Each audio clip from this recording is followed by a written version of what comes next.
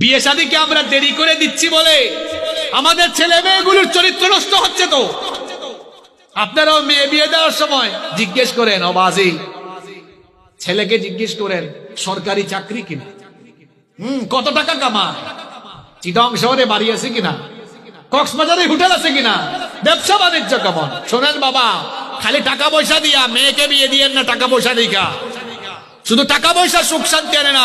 আরে আমার রসুলের ঘরে এত টাকা পয়সা ধন দৌলত ছিল না, কিন্তু ভালোবাসার কমতি ছিল।